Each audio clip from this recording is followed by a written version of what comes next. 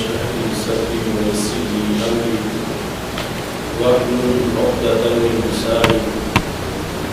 يفقهوا قولي أحمدك اللهم يا مجيب كل سائل والصلاة والسلام على من وافق الوسائل وعلى آله وأصحابه ذوي الفضائل. أما بعد فأعوذ بالله من الشيطان الرجيم. بسم الله الرحمن الرحيم. قل إن كنتم تحبون الله فاتبعوني يحببكم الله. صدق الله العظيم وصدق رسوله النبي الكريم الأمين. إن الله وملائكته يصلون على النبي يا أيها الذين آمنوا صلوا عليه وسلموا تسليما.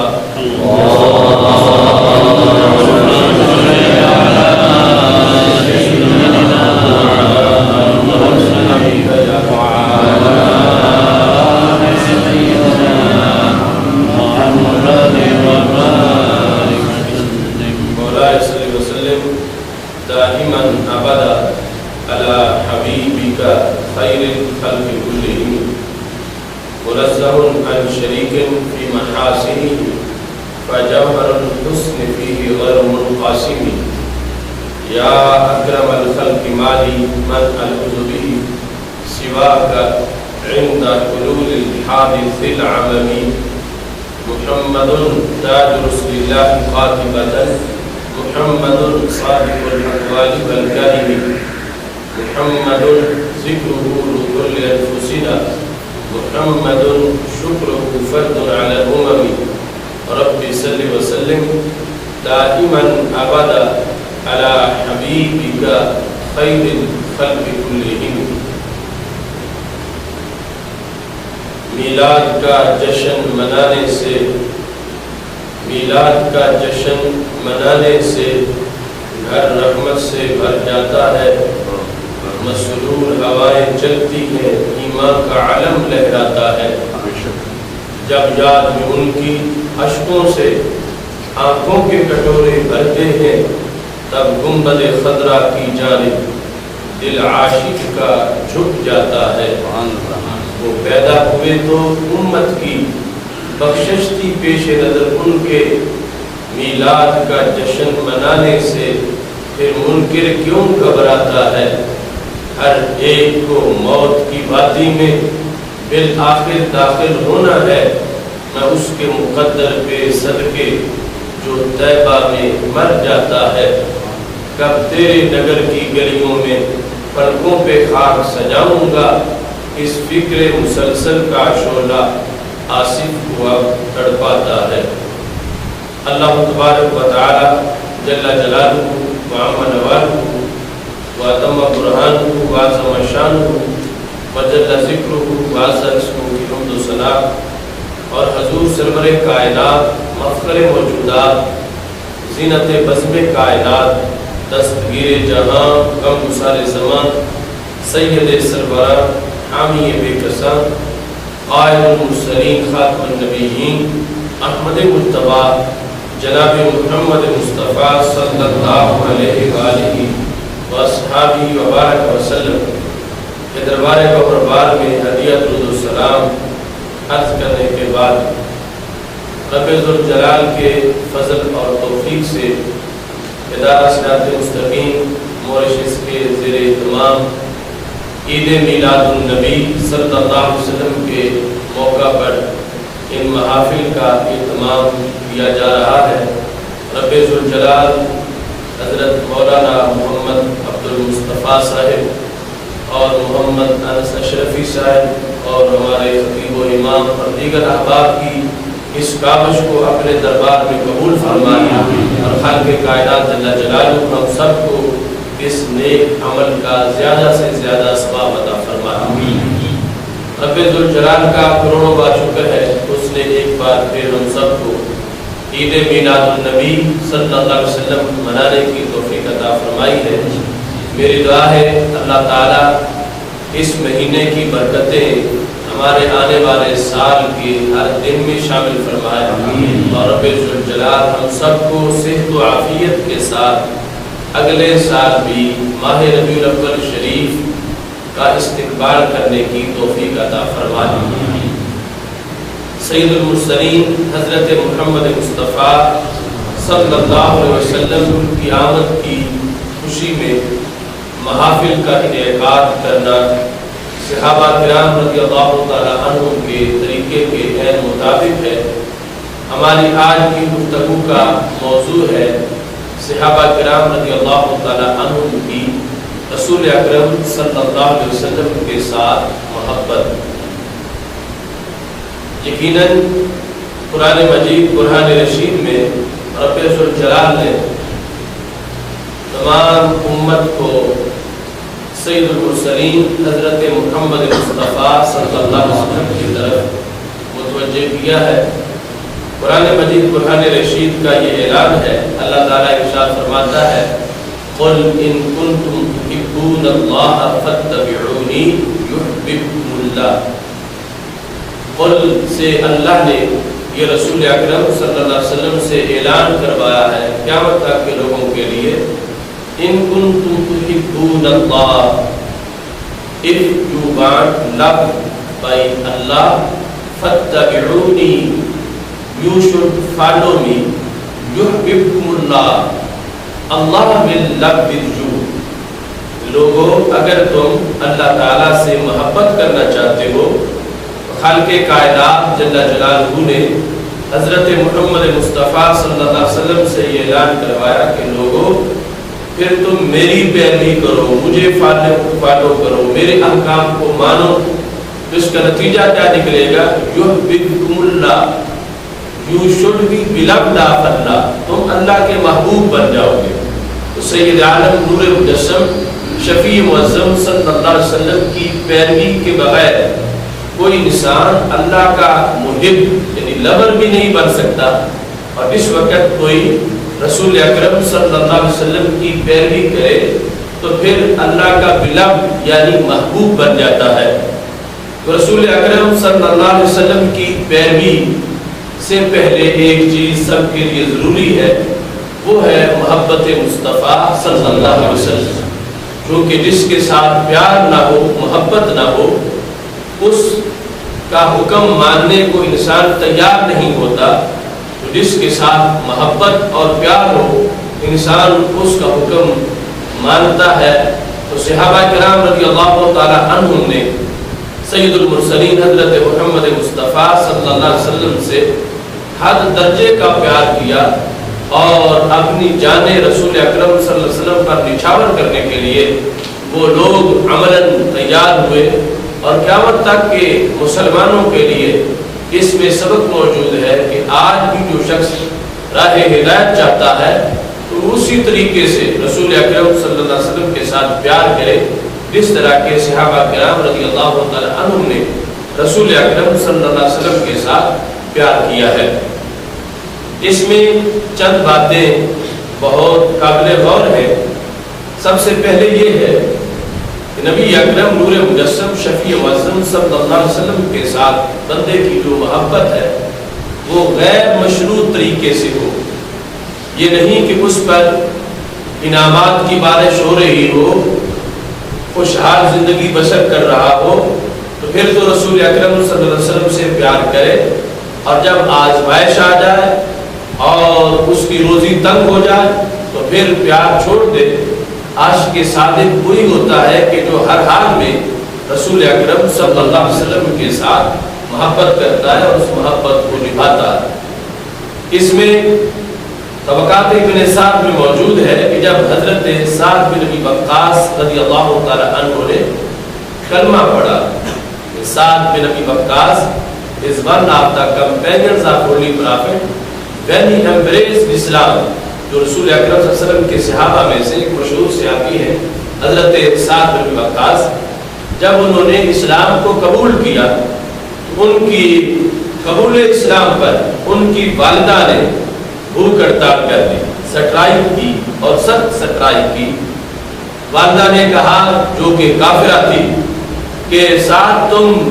اس دین کو چھوڑ دو جس دین کو تم نے قبول کیا ہے، اور حضرت محمد مصطفیٰ صلی اللہ علیہ وسلم کے ساتھ عشق سے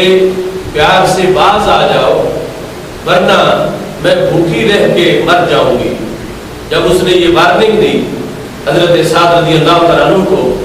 کہ رسول اکرم صلی اللہ علیہ وسلم سے محبت چھوڑ دو، اگر تم محبت نہیں چھوڑو گے تو میں تمہاری ماں بھوکی رہ کے بھوک کی وجہ سے میں مر جاؤں۔ اس نے باقاعدہ بھوک ہڑتال کر دی، جو حضرت سعد رضی اللہ تعالیٰ عنہ رسول اکرم صلی اللہ علیہ وسلم کی محبت سے واپس نہ لوٹے تو امی نے بھوک ہڑتال کی، اتنی بھوک ہڑتال کہ جس کی وجہ سے وہ پھر لا کر بے ہوش ہو گئے۔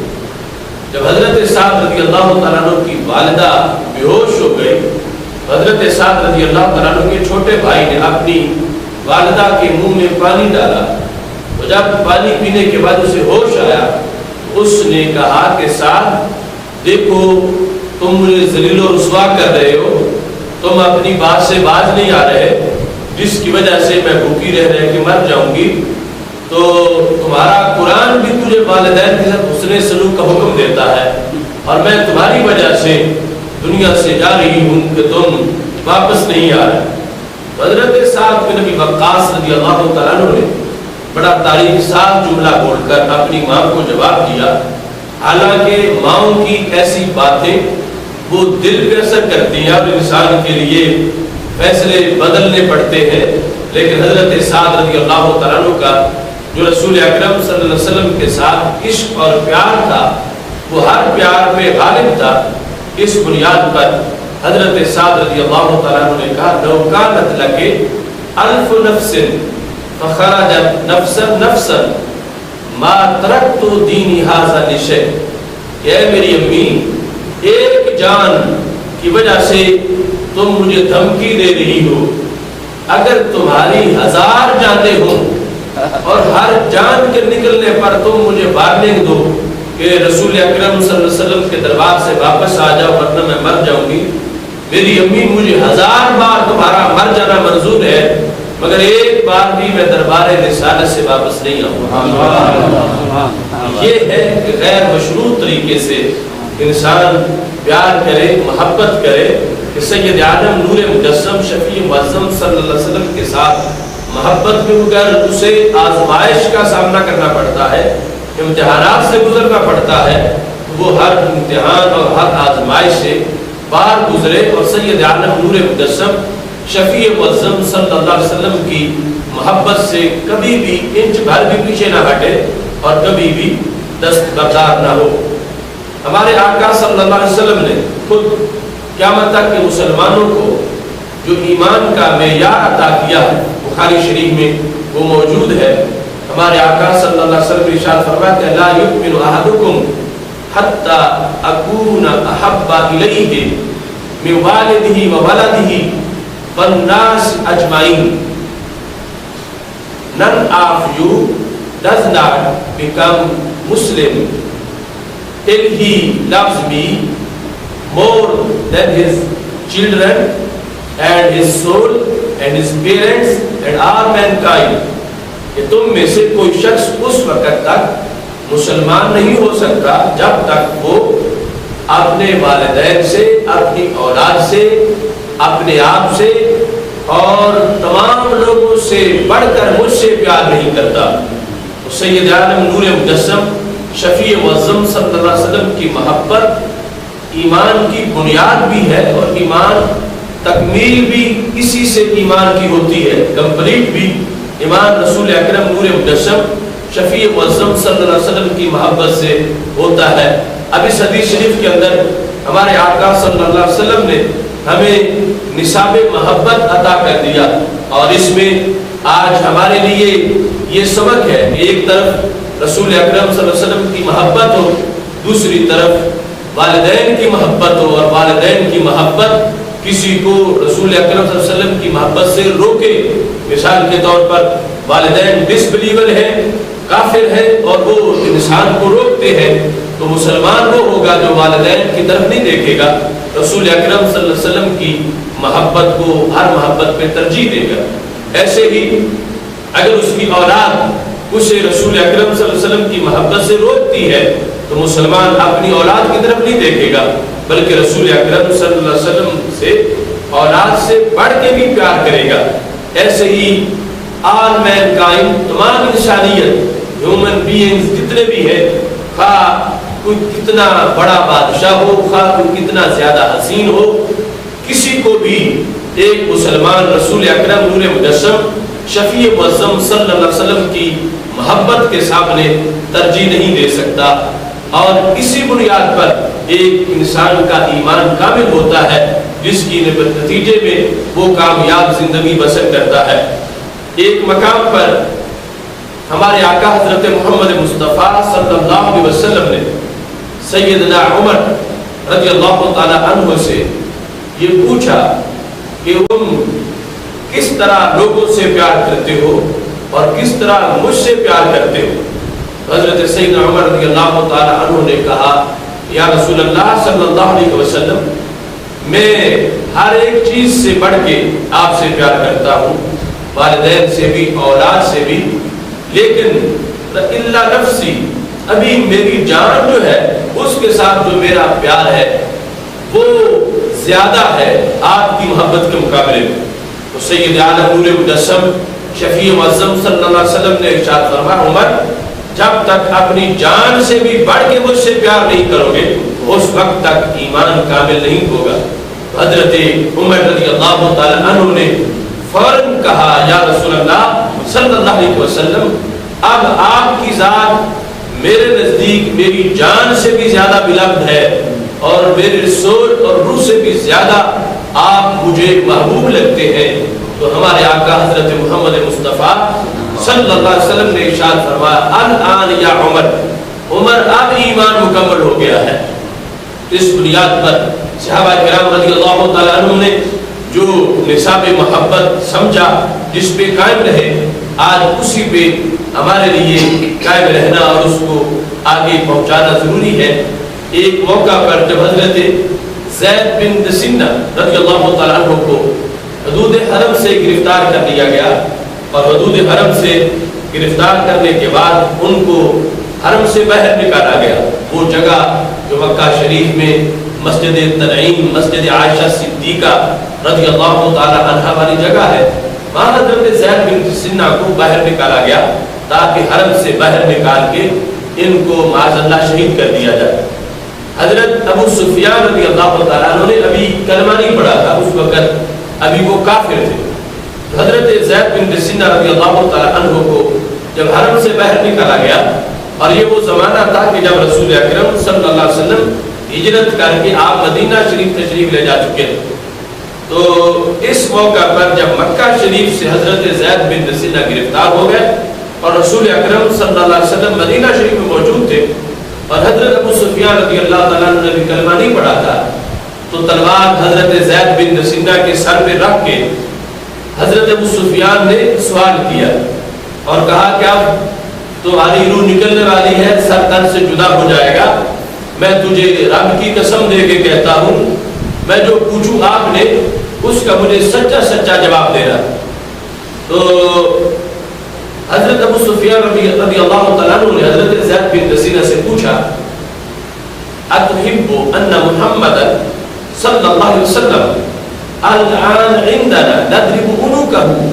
وانك جالس في اهلك؟ زید اس وقت تم موت کے منہ میں کھڑے ہو، ہماری تلوار کے نیچے تمہارا سر ہے، اور جن کی وجہ سے تمہیں یہ سزا ملے گی وہ تمہارے نبی حضرت محمد مصطفیٰ صلی اللہ علیہ وسلم بڑے آرام سکون سے اپنے گھر میں مدینہ شریف بیٹھے ہوئے ہیں، اور تم ادھر اتنی سختی ہو کہ تمہاری گردن اڑا دی جائے گی۔ اگر اس کے برعکس معاملہ ہوتا کہ معاذ اللہ تم اپنے گھر میں آرام سے بیٹھے ہوتے اور تمہارے نبی حضرت محمد مصطفیٰ صلی اللہ علیہ وسلم ہماری قید میں ہوتے اور ہماری تلوار کے نیچے معاذ اللہ ان کا سر ہوتا، تم اپنے گھر میں اپنے بیوی بچوں کے پاس آرام سے بیٹھے ہوتے، تو بتاؤ ان دو صورتوں میں سے تمہیں کون سی چیز اپنی طبیعت کے لحاظ سے اچھی لگتی ہے؟ ایک تو ہے نا ظاہری طور پر کہنا، تم اپنے دل کی بات بتاؤ، کیونکہ اب نہ تم یہاں سے رہا ہوگے، نہ تم مدینہ شریف جاؤ گے، نہ تمہاری جواب طلبی ہوگی، جو تم یہاں کہو گے اس کے بعد تم سے مواخذہ نہیں کیا جائے گا وہاں مدینہ شریف میں، تو اپنے دل کی بات بتاؤ۔ اس وقت تلوار کے نیچے تمہارا سر ہے اور تمہارے نبی صلی اللہ علیہ وسلم آرام سے گھر میں بیٹھے ہیں۔ اگر یوں ہوتا کہ تم گھر میں ہوتے اور وہ ہماری قید میں ہوتے اور معاذ اللہ ہماری تلوار کے نیچے ان کا سر ہوتا، تمہارے دل کو ان دو باتوں میں سے کون سی بات اچھی لگتی ہے؟ تو حضرت ابو سفیان رضی اللہ تعالی عنہ نے جب یہ پوچھا تو حضرت زید رضی اللہ تعالی عنہ نے جواب میں کہا واللہ ما احب ان محمدا صلی اللہ علیہ وسلم الان فی مکانہ الذی هو فیہ تصیب شوکۃ وانی جالس فی اہلی۔ خدا کی قسم ہے اگر ہمارے آقا صلی اللہ علیہ وسلم کو اپنے گھر میں جہاں موجود ہے وہاں کانٹا بھی چبھ جائے تو پھر بھی ہم اپنے گھروں میں آرام سے نہیں بیٹھ سکتے، یعنی تمہاری قید میں کہ وہ اریسٹ ہو جائے اور پھر معاذ اللہ تمہاری تلوار کے نیچے ان کا سر ہو، یہ تو بڑی دور کی بات ہے۔ اتنا کہ اپنے گھر میں ہی ہوں اور ان کو کانٹا چبھ جائے، ہم سے یہ بھی برداشت نہیں ہوتا کہ ان کو کانٹا چبھے اور ہم آرام کرتے رہے اپنے بیوی بچوں کے پاس، ہم سے یہ برداشت نہیں ہوتا۔ جب یہ جواب دیا حضرت زید بن دسینہ رضی اللہ تعالی عنہ نے، تو حضرت ابو سفیان رضی اللہ تعالی عنہ اگرچہ کافر تھے اس وقت، انہوں نے یہ کمنٹس اس پر جاری کیے، کہتے ہیں واللہ ما رأیت احد من الناس یحب احدا کحب اصحاب محمد صلی اللہ علیہ وسلم۔ خدا کی قسم ہے آج تک میں نے لوگوں میں کسی شخص کے لفظ اور محب اتنے پکے نہیں دیکھے جتنے حضرت محمد مصطفیٰ صلی اللہ علیہ وسلم کے پیار کرنے والے، ان سے پیار جتنا شدت سے کرتے ہیں اتنا کسی دوسرے محبوب کے دیوانے اس کے ساتھ پیار نہیں کرتے۔ تو یہ حالت کفر میں بھی ابو سفیان رضی اللہ تعالیٰ عنہ کو یہ تسلیم کرنا پڑا کہ حضرت محمد مصطفیٰ صلی اللہ علیہ وسلم کے ساتھ جو لوگ پیار کرتے ہیں وہ پیار موت کی وجہ سے کمزور نہیں ہوتا، وہ پیار موت کو دیکھ کر بھی مار نہیں پڑتا، بلکہ اس کی کا جو ریفلیکشن ہے، اس کی تجلی، اس کا عکس پہلے سے تیز ہو جاتا ہے کہ حضرت زید بن دسینہ رضی اللہ تعالیٰ عنہ موت کے منہ میں کھڑے ہو کر بھی اس بات کا اعلان کر رہے تھے، اے عصر حاضر گواہ رہنا، چراغ الفت جلایا ہم نے، راہ وفا کے قدم قدم پر ہمارے لہو کے لیے جلیں گے۔ حضرت زید بن دسینہ رضی اللہ تعالیٰ عنہ کے اس عشق رسول اللہ علیہ السلام کو دیکھ کر حضرت ابو سفیان رضی اللہ تعالیٰ عنہ نے بھی تعجب کیا کہ رب ذوالجلال نے حضرت محمد مصطفیٰ صلی اللہ علیہ وسلم کی محبت کس قدر اپنی امت کے سینوں میں اس محبت کو پکا اور مستحکم فرما دیا ہے۔ یہی ابو سفیان جس وقت ابھی مدت صلح حدیبیہ والی باقی تھی، یہ مدینہ شریف چلے گئے، ابھی حالت کفر میں تھے کہ مدت میں اضافہ کروایا جائے، مدت بڑھا دی جائے۔ تو مدینہ شریف گئے تو چونکہ ان کی بیٹی حضرت ام حبیبہ رضی اللہ تعالی عنہ جو اسلام قبول کر چکی تھی کافی پہلے اور ہمارے آقا علیہ الصلوۃ والسلام کی زوجہ محترمہ تھی، تو یہ جب مدینہ شریف گئے تو انہیں یہ خیال آیا کہ میری بیٹی یہاں ہوتی ہے تو میں اپنی بیٹی سے ملاقات کر لوں، تو اس حجرہ مبارکہ میں چلے گئے جہاں حضرت ام المومنین ام حبیبہ رضی اللہ تعالی عنہا کا حجرہ تھا۔ وہاں اس وقت داخل ہوئے تو بیٹی نے باپ کو کئی سالوں کے بعد دیکھا، تو حضرت ام حبیبہ رضی اللہ تعالی عنہ کی حجرہ میں جو رسول اکرم صلی اللہ علیہ وسلم کا بستر مبارک لگا ہوا تھا تو انہوں نے فوراً وہ فولڈ کر دیا اور سائڈ پہ کر دیا۔ تو حضرت ابو سفیان رضی اللہ تعالیٰ عنہ نے جب دیکھا کہ میری بیٹی نے جو بستر تھا اسے فولڈ کر دیا ہے، تو آپ نے بیٹی سے پوچھا کہ اس کے دو مطلب ہو سکتے ہیں، یہ جو بستر تم نے سائڈ پہ کر دیا ہے، یا تو یہ مطلب ہو سکتا ہے کہ تم نے یہ بستر میرے شایان شان نہیں سمجھا کہ ابا جی کئی سالوں کے بعد آئے ہیں اور یہ بستر پہلے استعمال شدہ بستر ہے تو میں کوئی نیا بستر بچھاؤں اس لیے بستر کو سائڈ پہ کر دیا، یا پھر مجھے بستر کے شایان شان نہیں سمجھا کہ بستر کی شان بڑی ہے اور میں اس شان کا اہل نہیں ہوں کہ میں بستر پہ بیٹھ سکوں، تو مجھے میری بیٹی سمجھ نہیں آئی کہ تم نے یہ بستر فولڈ کر کے سائڈ پہ کیوں کر دیا۔ تو حضرت ام حبیبہ رضی اللہ تعالی عنہا دیکھیں ان کا عشق رسول صلی اللہ علیہ وسلم، محمد ہے متاع عالم ایجاد سے پیارے، پدر مادر برادر جان و مال اولاد سے پیارے۔ اتنے سالوں کے بعد باپ کو دیکھا، اب باپ کے منہ پر کیا کہتی ہے؟ فرمایا انکا رجل مشرک نجس، کہ تم مشرک ہو، تم پلید ہو، اور یہ بستر اللہ کے رسول صلی اللہ علیہ وسلم کا ہے۔ میں نے تمہیں اس بستر کے لائق نہیں سمجھا، اتنے پاک بستر پر پلید بندہ بیٹھ جائے، اس واسطے میں نے بستر کو سائڈ پہ کر دیا ہے کہ تاکہ تم رسول اکرم صلی اللہ علیہ وسلم کے بستر پہ نہ بیٹھو اور اس کا تقدس پامال نہ ہو۔ یہ ہے غیر مشروط عشق رسول اکرم صلی اللہ علیہ وسلم کی ذات کے ساتھ، کہ اب باپ کی محبت جو ہے اس محبت پر غالب نہیں آ سکی۔ تو حضرت ابو سفیان رضی اللہ تعالیٰ عنہ بڑے حیران ہوئے کہ بیٹی میری ہے لیکن اس کے دل میں عشق رسول صلی اللہ علیہ وسلم کتنا گھر کر گیا ہے کہ مجھے اس بستر کے بھی لائق نہیں سمجھ رہی کہ جس بستر پہ اللہ کے رسول صلی اللہ علیہ وسلم تشریف فرما ہوتے ہیں۔ ایسے ہی جس وقت غزوہ احد ختم ہوا تو صحابہ کرام رضی اللہ تعالیٰ عنہ احد سے واپس مدینہ شریف کی طرف آ رہے تھے، تو ایک انصاری عورت، اس نے چونکہ یہ خبر سنی مدینہ شریف میں کہ معاذ اللہ رسول اکرم صلی اللہ علیہ وسلم کو شہید کر دیا گیا، تو وہ گھر سے نکلی کہ میں پتہ کروں کہ کیا بنا ہے۔ جب رستے میں تھی تو آگے سے صحابہ کی جو فوج کے افراد واپس آ رہے تھے، تو کسی نے اس نے پوچھا ما فعل رسول اللہ صلی اللہ علیہ وسلم، ہمارے آقا علیہ السلام کا حال کیسا ہے؟ تو جواب دینے والے نے کہا قتل ابو کے، تمہارے تو ابا جی شہید ہو گئے ہیں۔ اب اس نے اپنے والد کی شہادت کی خبر سنی لیکن یہ نہیں پوچھا کہ ابا جی کیسے شہید ہوئے، کس جگہ پہ ان کا جسد اثر موجود ہے، یہ پھر بھی پوچھتی ہے ما فعل رسول اللہ صلی اللہ علیہ وسلم، یہ بتاؤ کہ اللہ کے رسول علیہ السلام کا حال کیسا ہے۔ آگے اس وقت پہنچی تو کہا گیا قتل اخو کے، تمہارا تو بھائی بھی شہید ہو گیا ہے۔ اب صنف نازک کو دو تیر غم کے پیوست ہو گئے کہ والد بھی شہید ہو گئے ہیں، بھائی بھی شہید ہو گئے ہیں، لیکن پوچھتی ہے ما فعل رسول اللہ صلی اللہ علیہ وسلم، مجھے یہ بتاؤ کہ میرے نبی علیہ السلام کا حال کیسا ہے۔ تو آگے کسی نے بتایا قتل زوجو کے، تمہارے خاوند بھی شہید ہو گئے۔ اب تین شہادتوں کی خبر سن کر پھر بھی یہ نڈھال نہیں ہوئی، سوال یہ کرتی ہے ما فعل رسول اللہ صلی اللہ علیہ وسلم، کہ مجھے یہ بتاؤ کہ میرے رسول علیہ السلام کا حال کیسا ہے۔ اب یہ ظاہری جو رشتہ دار ہیں ایک خاتون کے بظاہر سارے سہارے ختم ہو گئے، حدیث میں قتل ابوہا و ابوہا و زوجہا، اس خاتون صحابیہ کہ باپ بھی شہید ہو گئے، بھائی بھی شہید ہو گئے اور خاوند بھی شہید ہو گئے،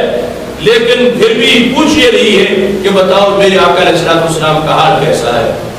تو صحابہ نے جواب دے کہا ہوا بحمد اللہ کما تحبین، وہ اللہ کے فضل سے بالکل ٹھیک ٹھاک ہے، آپ ویسے ہی جیسے تم دیکھنا پسند کرتی ہو کہ سرکار صحت و عافیت کے ساتھ خیریت سے ہے۔ تو کہتی ارونی حتی انظر الیہ، کہ اگرچہ تم سچے لوگ ہو، تم جھوٹ نہیں بولتے، مگر میرے دل کو قرار تب آئے گا کہ جب میں آنکھوں سے دیدار کر لوں گی کہ باقی اللہ کے رسول صلی اللہ علیہ وسلم بالکل خیریت سے ہے۔ جس وقت اس خاتون کو سید عالم نور مجسم شفیع معظم صلی اللہ علیہ وسلم کے سامنے پیش کیا گیا اور صحابیہ نے رسول اکرم صلی اللہ علیہ وسلم کا دیدار کیا، تو کہتی ہے کل مصیبت بعدک جلل،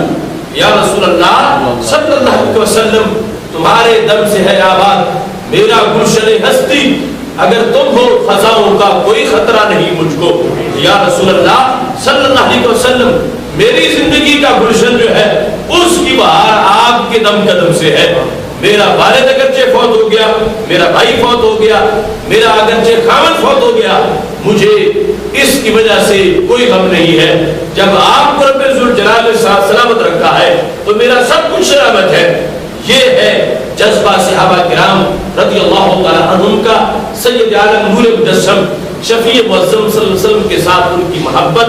اس محبت کو انہوں نے ہر محبت پہ غالب رکھا. ہر محبت پر یہ محبت آگے بڑھتی رہی, اور جب بھی آزمائشیں ہوئی چشم فلک نے دیکھا, قدسی بھی حیران رہے کہ رب ذوالجلال نے صحابہ کرام رضی اللہ تعالیٰ عنہ کو رسول اکرم صلی اللہ علیہ وسلم کے ساتھ کیسا عشق, کیسی محبت عطا فرما رکھی ہے. ایسے مواقع پر انہوں نے اپنے آپ کو, اپنی اولادوں کو, اپنے جان و مال کو سب کچھ نشاور کر کے انہوں نے ثابت کیا کہ ہم سب سے بڑھ کر رسول اکرم صلی اللہ علیہ وسلم کی ذات گرامی کے ساتھ پیار کرنے والے ہیں.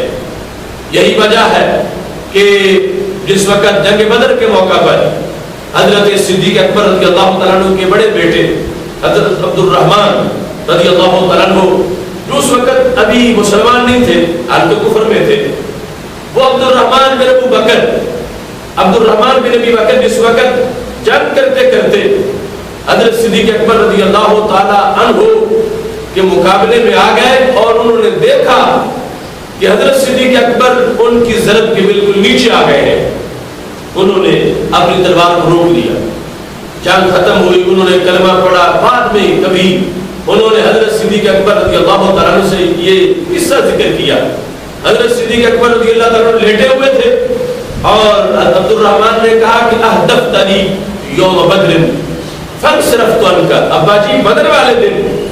تم بالکل میرے نشانے پر آ گئے تھے,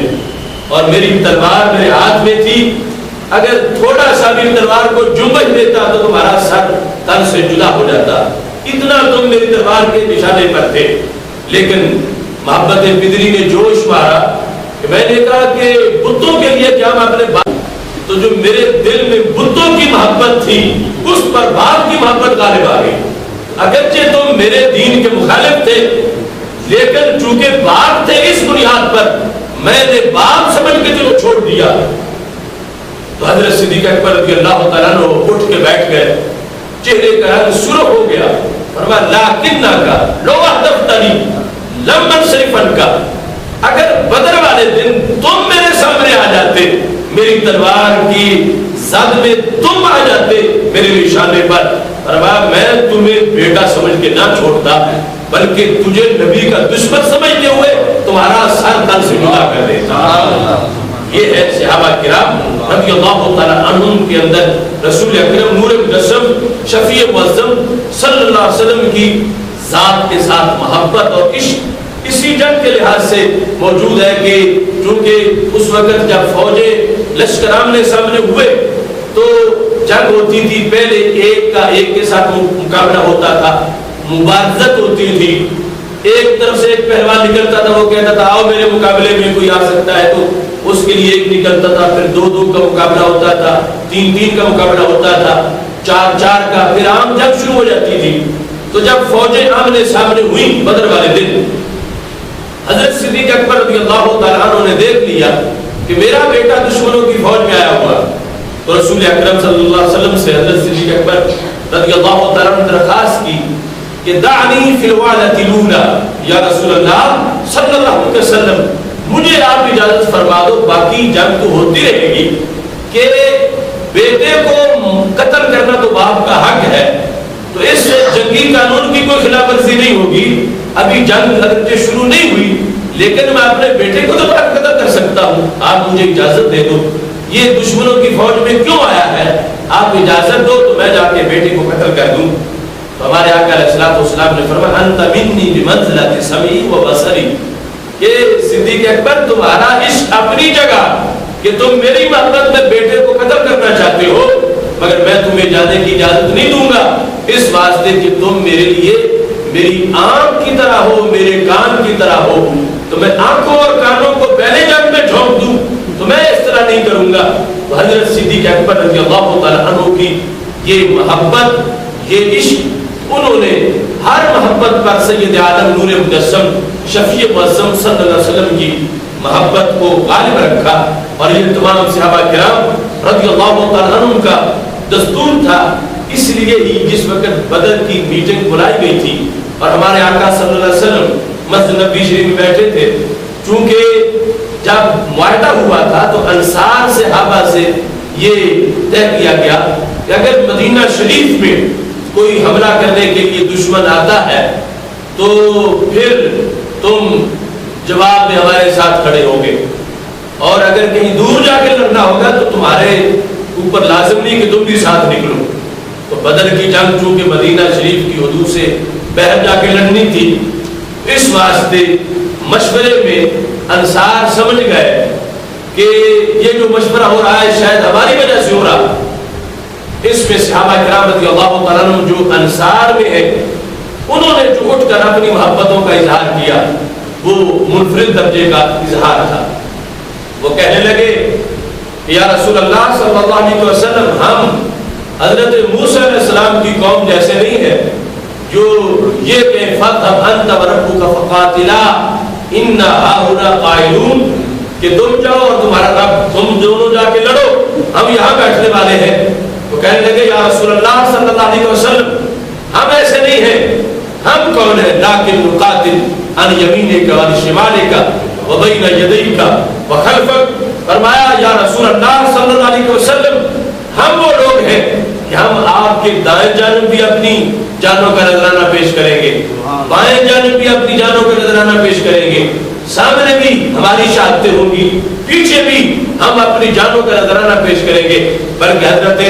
سعد بن عبادہ رضی اللہ تعالی عنہ نے یہاں تک کہہ دیا لو امرتنا ان نخیدها فی البحر لاخذناها ولو امرتنا ان نضرب اکبادها الى برق الغماد لفعلنا۔ حضرت انس بن مالک رضی اللہ تعالی عنہ روایت کرتے ہیں کہ حضرت سعد بن عبادہ کہتے ہیں والذی نفسی بیدہ، یا رسول اللہ صلی اللہ علیہ وسلم، اللہ کے رسول، مجھے اس رب کی قسم جس کے قبضہ میں میری جان ہے، لو امرتنا ان نخیدها فی البحر لاخذناها، if you command us، اگر آپ ہمیں حکم دیں ان نخیدها فی البحر،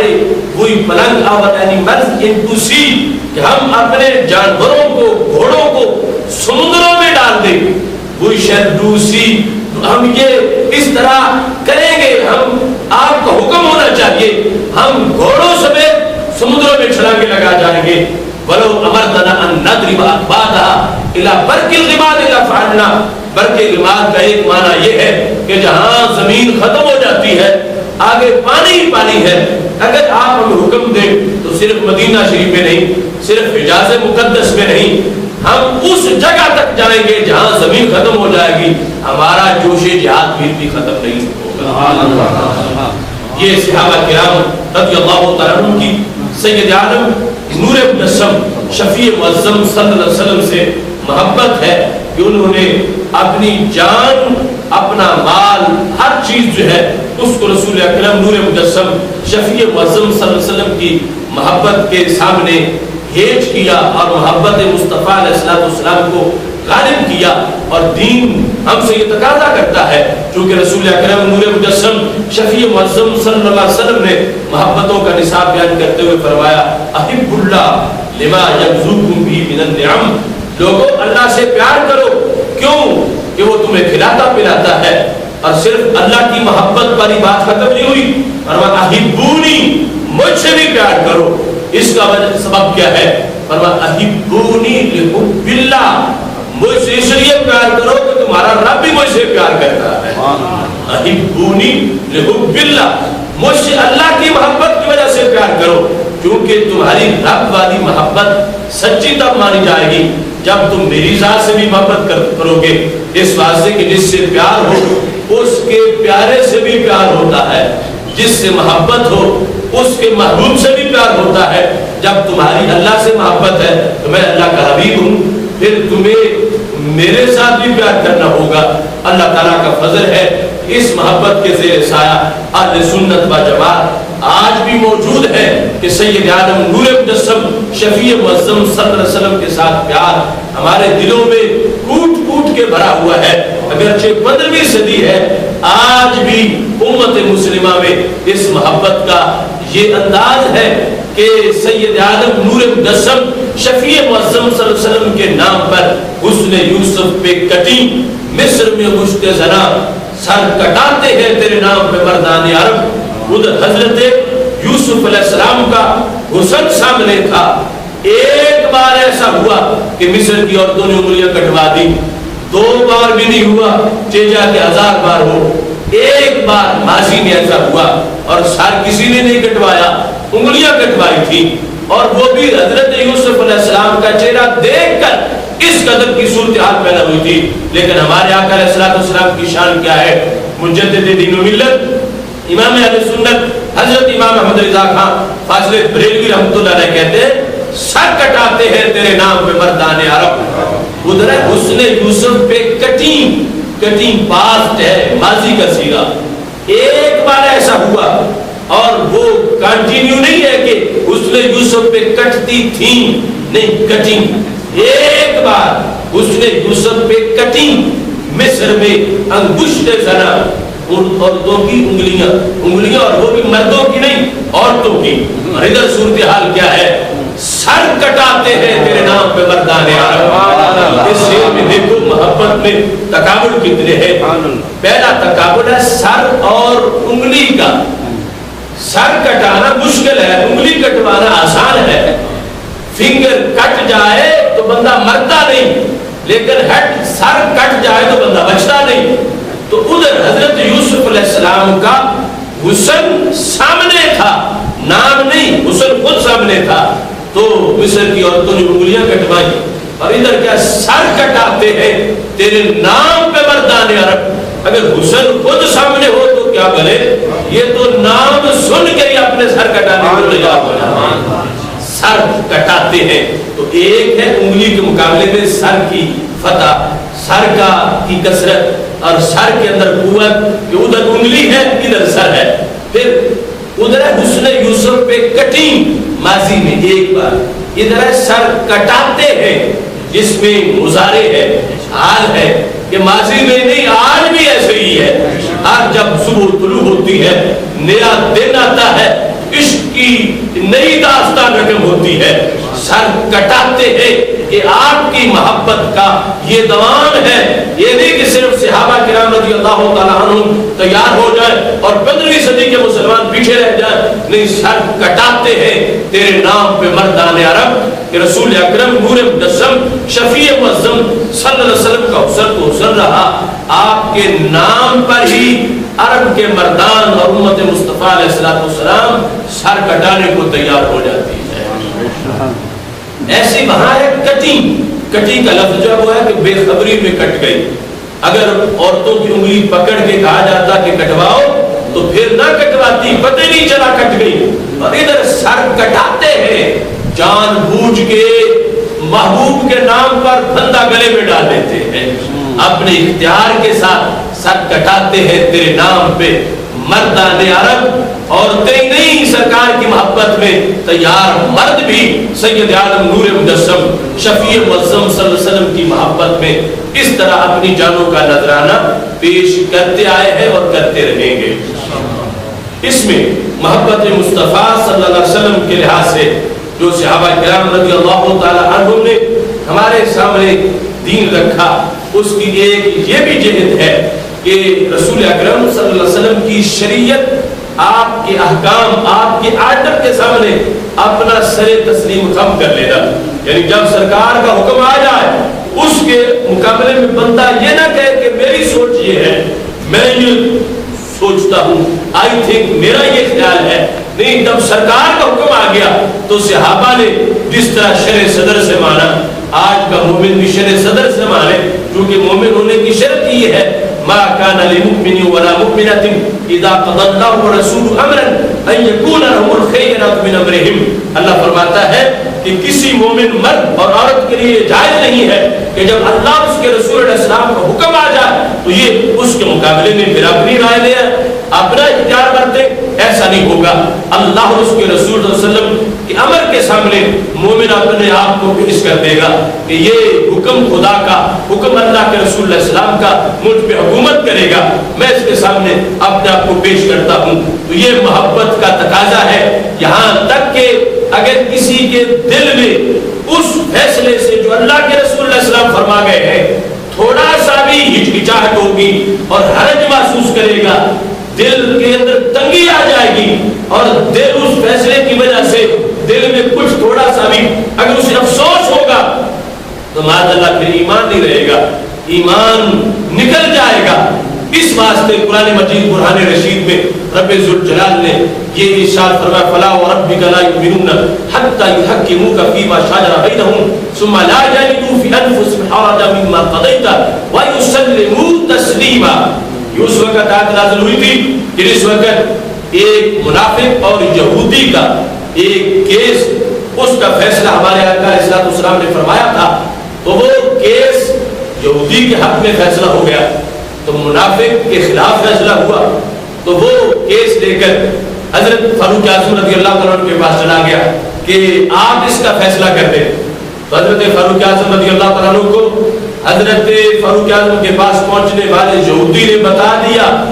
کہ یہ جو کیس ہے اس کا فیصلہ دربار رسالت سے ہو چکا ہے، سرکار حکم دے چکے ہیں، چونکہ اس کے خلاف ہوا ہے تو یہ تمہارے پاس آ گیا۔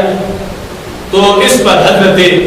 فاروق اعظم رضی اللہ تعالیٰ عنہ نے صرف اتنا کہا اکذانے کا کہ ایسے ہی ہے۔ منافق سے پوچھا کہ ایسے ہی ہے جیسے یہ کہہ رہا ہے؟ اس نے کہا نام ہاں ایسے ہی ہے۔ فرمایا مکانکما، پھر جہاں کھڑے ہو کھڑے رہو، اس کے علاوہ کوئی انویسٹیگیشن کی نہیں۔ تو مقام رسالت کتنا نرم و نازک ہے، یعنی وہ شخص جو ہے جو فیصلہ کروانے آیا تھا اس نے اپنی زبان سے ہمارے نبی علیہ السلام کے جسٹس پر اعتراض نہیں کیا، انصاف پر کہ آپ انصاف نہیں کرتے معاذ اللہ، صرف فیصلے کے بعد فیصلہ کروانے چلا گیا ہے، جس میں بالآخر معنی یہ بنتا ہے کہ اس کو وہ فیصلہ پسند نہیں ہے، تب نہیں پسند کہ سرکار نے معاذ اللہ اس کے نزدیک عدل نہیں کیا۔ حضرت عمر رضی اللہ تعالیٰ نے کوئی بات نہیں پوچھی، صرف اتنا پتا چلا کہ فیصلہ سرکار فرما چکے ہیں اور پھر یہ فیصلہ میرے پاس لے آئے۔ انہوں نے کہا کہ ہاں فیصلہ تو ہوا، ہم پھر آ گئے ہیں، اندر گئے، تلوار پکڑی اور اس منافق کا سر اتار دیا۔ جب سر اتارا تو دوسرا جو یہودی تھا وہ بھاگ نکلا۔ تفسیر جلالین دور منصور میں تفصیل کے ساتھ ہے کہ وہ بھاگتا بھاگتا رسول اکرم صلی اللہ علیہ وسلم کے دربار میں پہنچا۔ اس نے کہا کہ جو میرے ساتھ آیا تھا فیصلہ کروانے کے لیے، عمر نے اسے تو قتل کر دیا ہے، اور میں بھی اگر دوڑ نہ لگاتا تو باری میری بھی آ جاتی، کیونکہ میں بھی اس کے ساتھ گیا تھا، عمر مجھے بھی قتل کر دیتے، تو اس واسطے میں دوڑ کے آ گیا ہوں۔ اب وہ جو مقتول تھا منافق، اس کے ورثاء رسول اکرم صلی اللہ علیہ وسلم کے پاس آ گئے کہ عمر نے بے گناہ ایک مسلمان کو شہید کر دیا ہے، لہذا عمر سے بدلہ لیا جائے۔ اب جس وقت یہ دربار رسالت میں کیس آیا ہوا تھا تو رب ذوالجلال نے آیت نازل کر دی فلا وربک لا یؤمنون حتی یحکموک فیما شجر بینہم۔ محبوب مجھے تمہارے رب کی قسم، کوئی بندہ اس وقت تک ایماندار نہیں ہو سکتا جب تک کہ تمہاری حکومت کو تسلیم نہیں کرتا، تمہارے فیصلے کو تسلیم نہیں کرتا۔ اور اس کے بعد ثم لا یجدوا فی انفسہم حرجا ویسلموا تسلیما، کہ جو آپ فیصلہ کر دیں اس کے بعد دل میں پھر کوئی حرج نہیں ہونا چاہیے، دل میں تنگی نہیں ہونی چاہیے کہ سرکار نے ایسا کر دیا ہے، ایسا ہونا چاہیے۔ تب ایک تو نا زبان سے کہنا، یہاں ہے کہ دل میں بھی نہ آئے خیال کہ سرکار کے فیصلے کے خلاف، دل میں بھی خیال نہ آئے تو پھر مسلمان ہے، اگر دل میں بھی خیال آ گیا تو پھر مسلمان نہیں ہے۔ تو قرآن نے حمایت کر دی کہ حضرت عمر رضی اللہ تعالیٰ عنہ نے مسلمان کو نہیں مارا بلکہ انہوں نے تو کافر کو مارا ہے، کہ جو سرکار دو عالم نور مجسم شفیع معظم صلی اللہ علیہ وسلم کے فیصلے کو چیلنج کر رہا ہو اور دوسری جگہ جا کے فیصلہ کروائے، وہ مسلمان نہیں ہوتا، وہ کافر ہوتا ہے۔ اس بنیاد پر محبت رسول صلی اللہ علیہ وسلم کے جو تقاضے ہیں، آج 15ویں صدی میں ہمارے لیے کئی آزمائشیں ہیں، کئی امتحانات ہیں، اور شریعت حاکم ہے ہم پر، اور اس کے رسول صلی اللہ علیہ وسلم کا ہم سے یہ تقاضا ہے کہ جو سرکار فرما گئے وہی صحیح ہے، اگرچہ عقل کو سمجھ نہ آ رہی ہو پھر بھی ماننا اسی کو ہے۔ اگر عقل کو بھی پتہ چل جائے کہ یہی صحیح ہے تو پھر تو عقل نے بھی سمجھ لیا، شریعت بھی کہہ رہی ہے۔ اور اگر کوئی ایسی بات ہو کہ شریعت کہتی ہے ایسے کرو اور عقل کہتی ہے نہیں اس میں تو فائدہ نہیں ہے، تو ایمان تب بچے گا کہ جب وہی مانا جائے گا جو شریعت کہہ رہی ہے، بلکہ اس میں پھر ڈبل ثواب ملے گا۔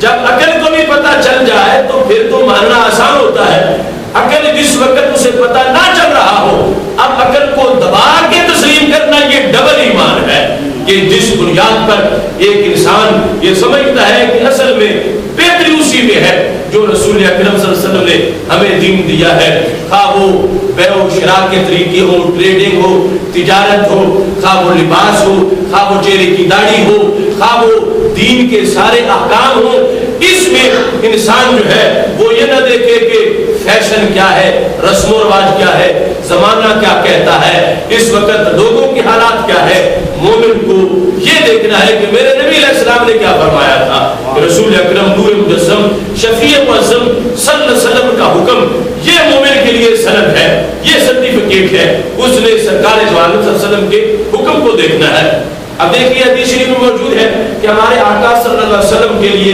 ایک صحابی نے ایک بکری کا گوشت دیگچے میں تیار کیا، تو ہمارے آقا علیہ السلام نے فرمایا ناول الزرا، مجھے بکری کی اگلی ٹانگ کا گوشت پیش کر دو، دستی بکری کی، تو صحابی نے پیش کر دی۔ آپ نے پھر فرمایا ناول الزرا، مجھے بکری کی اگلی ٹانگ کا گوشت پیش کر دو، انہوں نے پھر پیش کر دیا۔ طبرانی کے موجب کبیر میں حدیث شریف موجود ہے، جب تیسری مرتبہ پوچھ فرمایا ناول الزرا، مجھے بکری کی اگلی ٹانگ کا گوشت پیش کرو،